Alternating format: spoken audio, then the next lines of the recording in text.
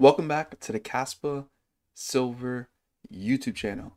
In today's video, we're going to be talking about how Kaspa solves the crypto trilemma, which has been plagued on crypto, that if you have two issues in crypto, which you want to tackle, security and scalability, then you have to sacrifice decentralization.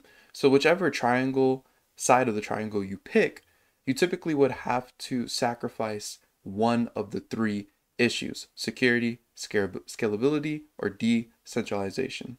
But Kaspa has come along and decided to completely solve this by using its new innovative technology that I don't understand why people are not at least respecting the fact that Kaspa's here being one of the first to do this and actually remain decentralized and keeping core to Bitcoin fundamentals. Recently, taking a look at the price here, we could see that Kaspa has had a huge sell-off, and this is due to the ASIC drama that's been going on, that people think that ASICs is gonna kill Kaspa's price. And anyone who thinks that it's gonna kill Kaspa's price has just not done their due diligence in researching Kaspa and learning that ASICs has always been part of the plan. ASICs, we need ASICs to actually increase security, make sure that the network can actually be sustainable as we are trying to achieve adoption on the scale of being able to handle thousands of transactions per second, which has been unseen in a proof of work crypto until Kaspa. So I like to put some perspective here and show the previous all-time high to all-time low. You can see that it was a 56% crash, took about 33 days, and it took 92 days back here. It took 92 days to actually recover from that drop.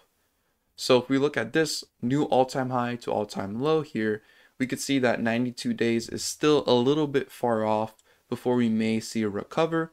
But not only that, we've currently crashed, instead of 56%, we've crashed about 72% right now.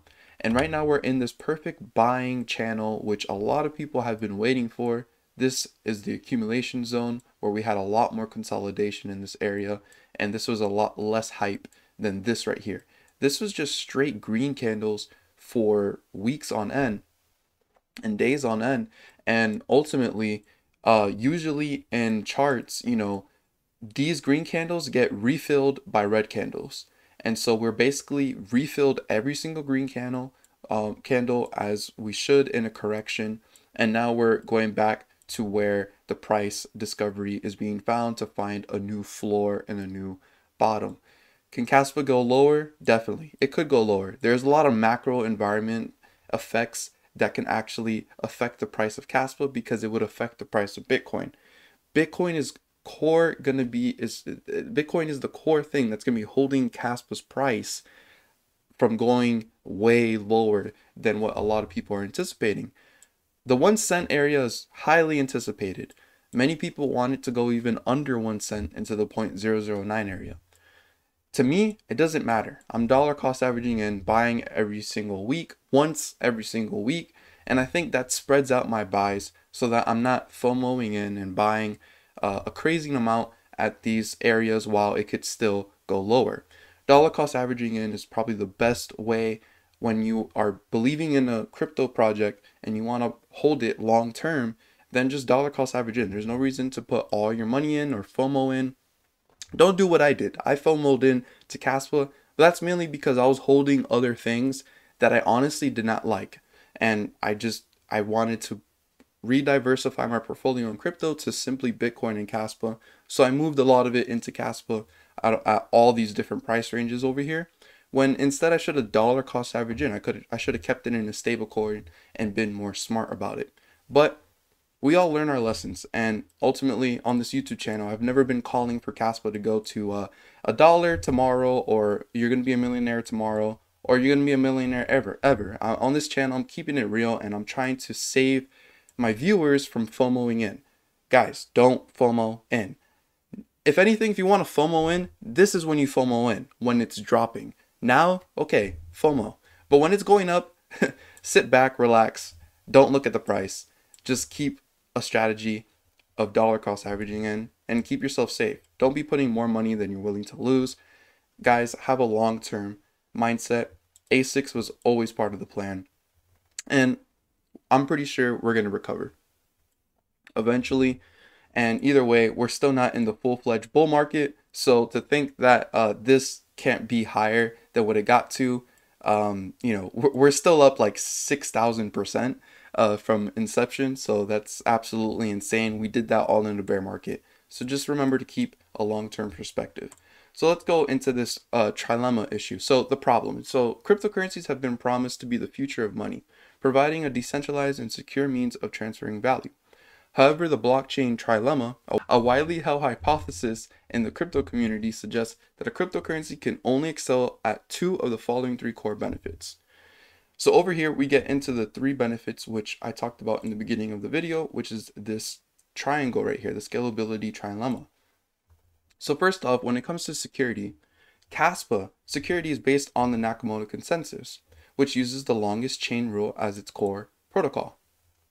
Kaspa has extended this rule to create a block DAG that references all mined blocks within the structure. And this is really important. If we take a look over here, this is Bitcoin's blocks. And as you can see in a blockchain, you simply have a block that is made or is mined, and then 10 minutes later, a new block forms, and this just keeps going forward and forward. Each block has transactions. Miners are confirming transactions in each block, and it takes about 10 minutes for these blocks to be created. Kaspa, on the other hand, has made a block DAG, which is not a blockchain. This is why it's innovation. This is new technology not seen before. And as you can see, instead of one block being on the chain and going in a straight path, we have multiple blocks going in the chain here, and we do not orphan any blocks. Every single block is used, which is good and actually is more efficient than Bitcoin, because Bitcoin orphan blocks. Instead, the block DAG uses every single block, and it uses the longest chain the same kind of way, and this allows for 1 block per second and transaction confirmation times at about 10 seconds at most. Currently, we're going through an upgrade, a Rust upgrade, which will actually increase the blocks per second to up to 32 blocks, even up to 100 blocks per second, and even increase our transactions to up to thousands of transactions per second. It's pretty insane what Kaspa's here trying to do and what they actually have already solved, and we are seeing it in action right now. Decentralization. Kaspa's decision-making process is community-driven, with no company or individual controlling the network and no private allocations or pre-mine. This is core to any cryptocurrency that wants to actually compete in the proof of work area. If you're a proof of stake coin, you're already pretty much not going to be able to compete with Bitcoin. Proof of stake makes a rich get richer system, as you have to have more coins to be able to stake.